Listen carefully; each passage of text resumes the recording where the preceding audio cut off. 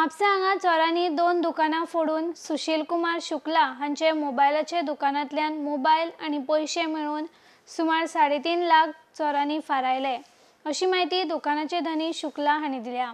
ह्याच सुवातेर आशिल्ले आनीक एक दुकानय चोरांनी फोडून मालवच फारायलो। सुबह 6 बजे पता चला सिक्योरिटी के थ्रू तो मेरा दुकान का शटर तोड़ा है, मेरे बगल का भी दुकान का शटर तोड़ा है और करीब 15 टैबलेट्स और 30 मोबाइल चोरी हुआ है और एसेसरीज।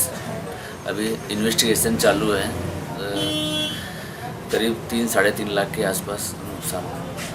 सीसीटीवी फुटेज में 3 लोगों को फुटेज दिखाई दे रहा है। करीब चोरी 3 बजे के आसपास हुआ है।